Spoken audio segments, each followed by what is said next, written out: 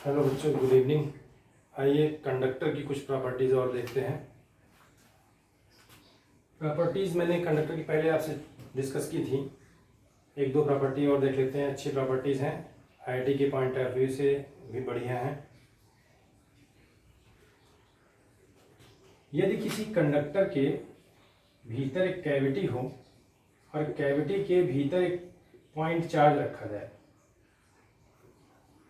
ये एक point charge है जो कैविटी के भीतर रखा हुआ है, प्लस क्यू। इसकी विद्युत बल रेखाएं अनंत की ओर फैलेंगी, यानी इसका विद्युत क्षेत्र अनंत की ओर फैलेगा। तो कंडक्टर का, ये कंडक्टर का पोर्शन है, कंडक्टर के पोर्शन से, कंडक्टर के पोर्शन में इलेक्ट्रिक फील्ड जीरो होनी चाहिए। जीरो फील्ड कैसे होगी? तो ये पॉजिटिव चार्ज की जो आउटवर्ड डाइवर्जिंग फील्ड है, बाहर की ओर जाती हुई फील्ड है, ये कंडक्टर के मुक्त इलेक्ट्रॉनों को, कंडक्टर में जो मुक्त इलेक्ट्रॉन होंगे, मुक्त इलेक्ट्रॉनों को अंदर खींचेगी और कंडक्टर के मुक्त इलेक्ट्रॉन कैविटी के अंदरी सतह पर, भीतरी सतह पर आ जाएंगे। भीतरी सतह पर निगेटिव चार्ज आ जाएगा, तो इलेक्ट्रॉन अंदर खींच के आ जाएंगे, भीतरी सतह पर नेगेटिव चार्ज आ जाएगा। और ऐसा होते ही नेगेटिव चार्ज जो इंड्यूस हुआ है उसी के ठीक बराबर यहाँ पर बाहरी सतह पर, कंडक्टर की बाहरी सतह पर पॉजिटिव चार्ज इंडक्शन से उतना ही आ जाएगा। और इतने इलेक्ट्रॉन यहाँ पर कलेक्ट होंगे ताकि कंडक्टर के अंदर नेट फील्ड जीरो हो सके, यानी कि कंडक्टर के अंदर फील्ड जीरो हो जाएगी। ये जो लाइंस बनाई थी मैं मिटा दे रहा हूँ। कंडक्टर के अंदर कोई लाइन नहीं होगी, कंडक्टर के पोर्शन के अंदर कोई लाइन नहीं होगी, यानी कि कोई इलेक्ट्रिक फील्ड नहीं होगी। तो अंदर इलेक्ट्रॉन जो आए हैं उन्होंने इलेक्ट्रिक फील्ड को जीरो कर दिया, यानी कि पॉइंट चार्ज की फील्ड जो बाहर की ओर फैल रही थी वो निगेटिव चार्ज की इस प्रकार यहाँ पर वितरण होगा। हम ये नहीं कह रहे एक समान वितरण होगा, अलग अलग जगह चार्ज की density negative surface, negative charge surface पर, निगेटिव चार्ज की कैविटी सरफेस पर अलग अलग चार्ज का डिस्ट्रीब्यूशन होगा, कंसंट्रेशन होगा, डेंसिटी अलग अलग होगी अलग अलग पॉइंट पर। और यहाँ पर पॉजिटिव चार्ज से फील्ड लाइंस निकल करके कंडक्टर से लंबवत टकराएंगी, क्योंकि कंडक्टर का जो सरफेस होता है वो इक्विपोटेंशियल होता है। तो ऐसे करके आपको दिखाई पड़ रहा होगा, ये कैविटी सरफेस से फील्ड लाइन लंबवत टकराएंगी, थोड़ा ऐसे मुड़ जाएंगी। कैविटी सरफेस टेढ़ी मेढ़ी है तो ऐसे करके लंबवत टकराते हुए दिखेंगी और बाहर की ओर जाने का प्रयास तो करेंगी फील्ड लाइंस, लेकिन नेगेटिव चार्ज इस पॉइंट चार्ज की इलेक्ट्रिक फील्ड को यहाँ पर कंडक्टर के भीतर कैंसिल कर दे रहा है। अगर कंडक्टर के भीतर कैंसिल कर दे रहा है तो जाहिर सी बात है बाहर वाले क्षेत्र में भी कैंसिल कर देगा। तो बाहर इस कैविटी के जस्ट बाहर से लेकर अनंत तक इस पॉजिटिव चार्ज और कैविटी सरफेस पर जो नेगेटिव चार्ज आया है इंडक्शन से, उन दोनों की आपस में फील्ड कैंसिल आउट हो जाएगी। कैविटी सरफेस से लेकर इन्फिनिटी तक हर जगह कैंसिल्ड रहेगी। पॉजिटिव चार्ज जो यहाँ पर आउटर सरफेस पर आया हुआ है, इसकी फील्ड लाइन लंबवत सतह को छोड़कर बाहर जाती हुई दिखाई पड़ेंगी और ये जो पॉजिटिव चार्ज आया है इसकी फील्ड यहाँ से अनंत तक फैली होगी।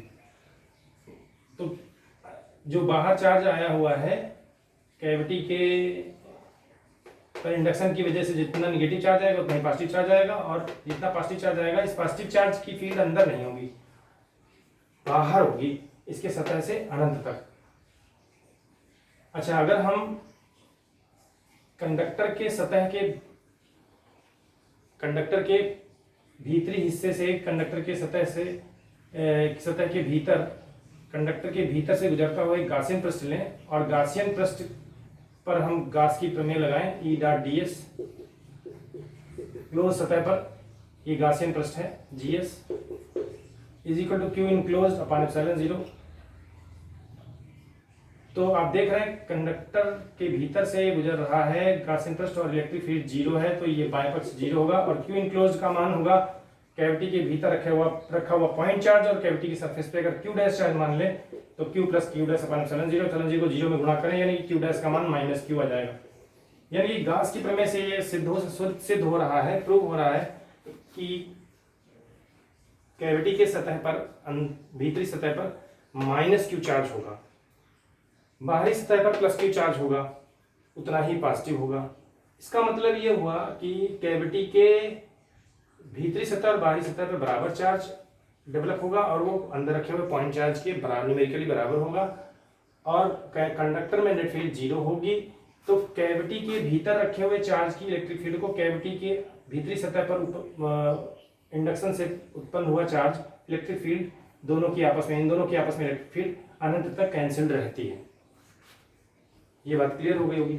इसी आधार पर हम दूसरी प्रॉपर्टी पेश कर रहे हैं जिसमें हम ये दिखा रहे हैं कि ये एक कंडक्टर है अनंत लंबाई चौड़ाई का, एक शीट है, कंडक्टिंग शीट है और उसके सामने एक +q चार्ज रखा हुआ है, पॉइंट चार्ज। इसकी फील्ड लाइंस निकल करके इस कंडक्टर की ओर जा रही हैं। पहले मैं स्ट्रेट दिखा रहा हूं।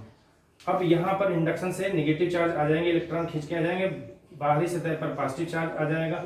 अगर हम देखें तो फील्ड पॉजिटिव चार्ज से फील्ड लाइन से स्टार्ट होकर के नेगेटिव चार्ज की तरफ जाएंगे और ये जाहिर सी बात है थोड़ा सा ऐसे मुड़ जाएंगी, फील्ड लाइंस ऐसे कंडक्टर के ऊपर लंबवत जाके गिरेंगी कुछ पैराबोलिक शेप में। और ये जो सरफेस है अनंत लंबाई चौड़ाई का, इसको हम अनंत लंबाई चौड़ाई का एक गोला भी मान सकते हैं। तो यहाँ पर आप देख रहे हैं कि ये कैविटी के अंदर रखा हुआ चार्ज ही है, यही वाला डायग्राम है, बस इसमें कैविटी अनंत लंबाई चौड़ाई की हो गई है। तो आप देख रहे होंगे कि इस माइनस चार्ज की इलेक्ट्रिक फील्ड जो कि इनवर्ड होगी और इस पॉजिटिव चार्ज की जो कि आउटवर्ड होगी, ये दोनों एक दूसरे को कैंसिल कर देंगी। यानी कि कैविटी सरफेस ये है और ये आउटर सरफेस है कंडक्टर का। कैविटी सरफेस पर चार्ज कितना होगा टोटल इंडक्शन से -q, बाहरी सतह पे कितना होगा +q। फील्ड दाहिनी तरफ, इस कैविटी सरफेस के दाहिनी तरफ, इस कंडक्टिंग शीट के बाएं सतह के दाहिनी तरफ इस पॉजिटिव चार्ज, पॉइंट चार्ज और इस नेगेटिव चार्ज -q चार्ज की इलेक्ट्रिक फील्ड कैंसिल्ड आउट होगी। यानी कि ये नेगेटिव चार्ज इस पॉजिटिव चार्ज की फील्ड लाइंस को इधर जाने नहीं देगा। हाँ, दाहिनी तरफ फील्ड होगी लेकिन इस पॉजिटिव चार्ज की वजह से होगी जो यहाँ पर आया हुआ है। लेकिन अगर हम कंडक्टर के दाहिनी सतह को ग्राउंडेड कर दें तो ये चार्ज ग्राउंड में चला जाएगा। यानी कि इलेक्ट्रॉन्स आकर के ग्राउंड से इलेक्ट्रॉन्स आकर के इसको 0 पोटेंशियल पे ले जाने के लिए यहाँ के चार्ज को खत्म कर देंगे। यानी कि अब इस साइड में कोई फील्ड नहीं होगी, नो फील्ड, इस साइड में कोई फील्ड नहीं होगी। तो आप समझ पा रहे होंगे कि इस कंडक्टिंग शीट जो कि अनंत लंबाई चौड़ाई की है, इसके बाईं तरफ अगर एक चार्ज रखें तो फील्ड लाइंस यहाँ से स्टार्ट होकर के इस तरीके से जाकर इस पर समाप्त होंगी। यहाँ पर नॉन यूनिफॉर्म डेंसिटी का चार्ज होगा, इधर वाला चार्ज ग्राउंड में चला जाएगा, इधर कोई इलेक्ट्रिक फील्ड नहीं होगी, बाईं तरफ इलेक्ट्रिक फील्ड होगी।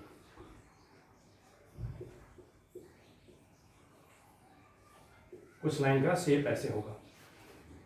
तो इस कंडक्टिंग शीट के x हाइट पर या y हाइट पर किसी पॉइंट पर चार्ज की डेंसिटी क्या होगी और इस शीट और इस पॉइंट चार्ज के बीच में कितना आकर्षण का बल लगेगा, विद्युत आकर्षण बल कितना होगा और इस पॉइंट चार्ज और इस शीट के बीच में electrostatic potential energy electric field में कितनी मात्रा में स्टोर्ड है, इसको हम नेक्स्ट वीडियो में पेश कर रहे हैं। धन्यवाद।